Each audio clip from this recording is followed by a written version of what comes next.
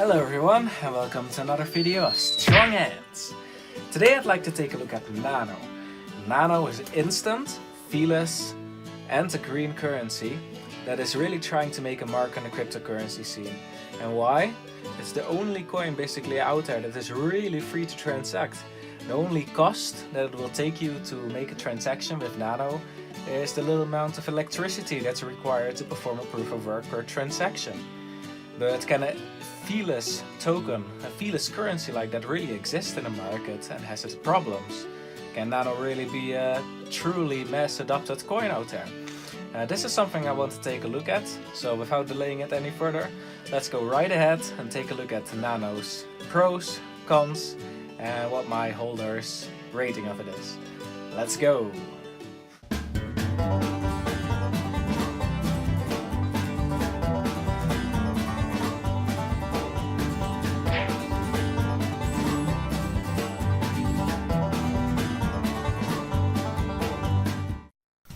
Nano was first known as Ryblox, a coin that promised to be feeless, instant and green, like Nano is today. It's also one of the only coins out there that did not hold an ICO, so no funds were raised. Ryblox came into existence by allowing anyone to solve CAPTCHA puzzles. You know, those checks you do on the internet to provide that you're a human being and not a robot. And because it's CAPTCHA based, no one could make bots to mine coins for them, so it was a fair distribution. After this period of time, the developers gave themselves a very reasonable 5% of the total supply for development of the platform. Then they allowed the open free market to put the value to Ryblox, and it quickly rose up in price in end November 2017. This is one of the things that make Nano a really special coin already. No ICO, and all other coins that were mined, or rather solved by human beings, all have a value put to them by the free market. So technically all coins started as $0. That means that every cent above $0 that those people mined back then, ours is already profit. It's a quite special thing indeed. But being a unique and special project certainly had some road bumps along the way to be tackled, and some still need to be tackled. But first, let's dive a little bit into how Nano actually works and check out the good stuff. So let's talk about how Nano works and its pros. I also want to mention already the pros we discussed in the introduction of Nano, so let's put them just right there. First of all, Nano is feeless. Why did Bitcoin or other coins not come with the ID for free transactions? Why does Nano have what other coins do not? Bitcoin, just like many other coins, asks a fee for a transaction. This fee is then paid to the miners. The miners are the people who perform heavy processing tasks in order to make sure a transaction is legit and cannot be double spent. And Nano is one of the only coins that's free to transact. The only cost you pay is the electricity cost to perform the proof of work.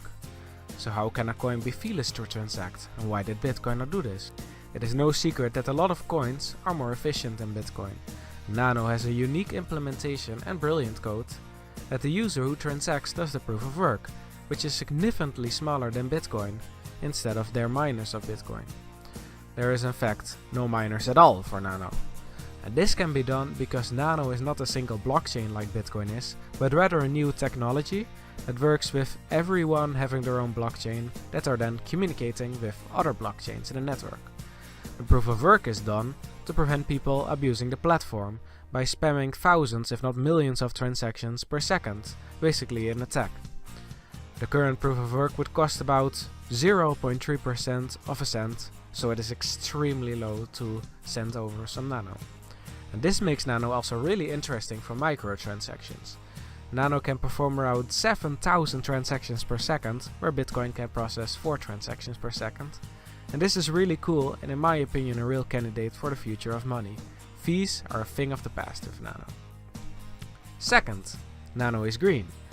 Because the transaction costs are so extremely low, and the cost is only electricity and does not cost any Nano by itself, you can literally transfer 1,000,000 Nano, or a tenth of a Nano, for the same amount of electricity cost without losing any Nano amount. This also makes Nano one of the world's greenest coins in crypto space, since barely any electricity is wasted. Third, Nano is instant. Nano also transacts extremely fast and is near instant. This also makes Nano an ideal solution for everyday shops. You could transfer Nano in a store as payment and you could walk away with your purchased goods in seconds, just like using cash. This is made possible because Nano is not actually a single blockchain that's copied to everyone like Bitcoin is, but Nano actually has multiple blockchains. In fact, like I said before, every single account has its own blockchain with Nano. This allows a transaction to immediately get to you and be processed instead of waiting for another transaction in a huge single chain. Number 4. Secure. One of the leading cybersecurity groups on the web has performed a security audit on Nano and was not able to find any critical exploits or bugs. Having thumbs up from Red for Sec is very, very good. And lastly, number 5, the community. The last awesome thing about Nano is really its community. I have never seen a community so fun, active and loving towards project. There is a group called the Nano Center that focuses on trying to get it Nano mass adopted, and people donate a lot of nanos to support ideas in there, like websites that show nano speed in real time, or they give nanos for spreading the word of Nano in countries like Venezuela.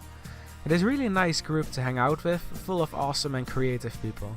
The people from the Nano Foundation itself are also just really fairly active in the group and very friendly and open. A bonus mention is that even the creator of Litecoin has showed his love for Nano and was active in the Nano community by being curious and interested. So alright, I bet that everything sounds really great about Nano so far, but now it's time to face reality and check out the negatives of the Nano currency coin. Nano, starting out as this unique coin and project, did not get a lot of traction and hype at the beginning, thus not many exchanges were really willing to trade Nano. So a new exchange was made that was built from the excitement in the Nano technology. BitGrail was its name, and at one point the exchange got hacked and a lot of Nano was stolen in the process. There was a huge drama between the exchange owner and the Nano team that also caused lawsuits to be made, multiple even. In the end, the exchange owner was found guilty, but until this moment the people who own Nano and BitGrail have still yet to see their Nano returned. This caused quite a big drop in the Nano price and a drop in confidence, of course. However, as my personal opinion, these things should not matter that much over time, because Bitcoin also had a very rocky past at the start, being a new technology and all, but was able to get back up every time again after a hack or a FUD article or whatever. The technology was also apparently proven to be sound and not the cause of these hacks. So all in all, there are still nanos to be distributed, and a lot of nanos were lost or sold from a hack, and that could influence the price later on. Number 2. It did not end with the BitGrail hack. On Binance, some months ago, people were suddenly credited with more Nano on their account that they initially had, and they could even trade that, even though they did not deposit anything. Apparently something was wrong with the nodes of Binance that caused this issue, but Binance was quick to fix the issue and try to get back the funds from the users who got extra Nano. Number 2. It did not end with the BitGrail hack. On Binance, some months ago, people suddenly were credited more Nano to their account that they initially had. They could even trade those amounts, even though they did not deposit anything. Apparently something was wrong with the nodes of Binance that caused this issue, but Binance was quick to fix the issue and tried to get back the funds from those users by emailing them, hey, we would like to see that Nano back. Personally, I feel this is concerning, as the BitGrail hack was an issue of people who getting multiple withdrawals somehow done, and here at Binance it was an issue of multiple deposits. This shouldn't be happening, but it is a reality. However, it should be noted that exchanges trade coins based on their internal system and nodes. So if you sell one coin on an exchange to someone else, there is no actual transaction on the blockchain on the Nano network taking place. So proper implementation of nodes on the exchange itself is key to having a secure system. These are exchange problems and not to blame on the Nano network, but still in my opinion somewhat Nano's responsibility as well to make sure this can be more defended and preventing these things from happening.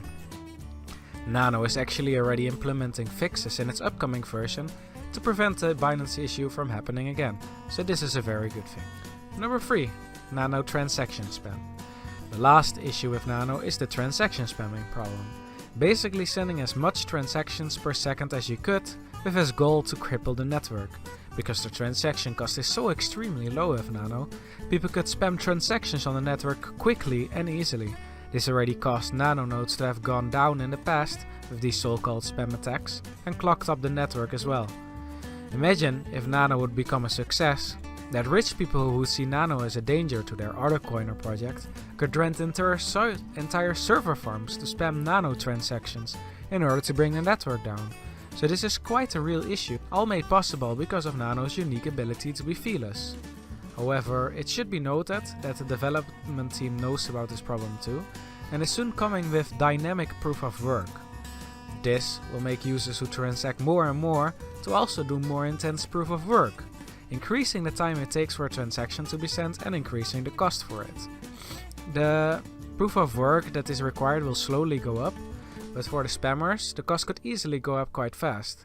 This fix by Nano is of course a double-edged sword, because a game that would use Nano for microtransactions would of course be punished by this method and would need to pay more electricity and have more powerful GPUs in order to transact quickly. However, in my opinion, the spam attacks stand in the way of Nano's mass adoption, so a sacrifice that a service or store needs to make in order to prevent spam is one that's really for everyone's best. However, it should be noted that dynamic proof of work is not a solution to the problem. It's a single weapon against it that should do its work, but it will not make the problem go away. Spam attackers could use different nodes, different machines, different locations, so their proof of work amount is relatively doable without suffering too much consequence for them from this anti-spam weapon of Nano. So now that we have taken a look at the cons of Nano, it's time to take a look at a little bit of other coins and see if we can do a little bit of a comparison. How does it stack up versus other coins? Well, there's too many coins to list to make really a good comparison, so I just wanted to state some things. As everyone knows, Bitcoin is the slow daddy of cryptocurrencies. Many coins are literally better in every way than Bitcoin, but Bitcoin is adopted in such a state that it keeps being a winner and keeps reigning over the throne of cryptocurrencies. But anyway, when comparing, I personally find coins with atomic fees quite interesting. Some people also wishes Nano would have atomic fees to combat spammers, and I get it, but it would also take away the core belief and uniqueness about Nano. For the rest, Ethereum will deploy Plasma feature in the future, and Bitcoin with its Lightning Network mass adopted in the future. So both are also going for these tiny atomic fees in the future. Personally, I am curious if Nano has a place next to Ethereum's Plasma and Bitcoin's Lightning Network, not to mention all the other teams that are working on currency coins. But Nano stays unique, has an awesome community and brilliant developers. So we will see. Conclusion and rating. As I have said in my introduction video, I'm not that much of a fan of holding many currency coins, since there are simply too many and I really don't expect that all of these coins will win a place into the future of currency. However, Nano definitely has a place in my portfolio for being so unique, especially being feeless. I personally would therefore give Nano a 7 for a HODL rating, because of being feeless, instant and green, but keeping in mind the transaction spam problem that really needs to be solved with more than just dynamic proof of work. And the competition is also being really fierce. So that was my video of Nano. I hope you guys have enjoyed this video and that it was educational for you. And I will probably always keep some Nano in my portfolio. And I hope to see you guys then next time again. So see you next time. Cheers!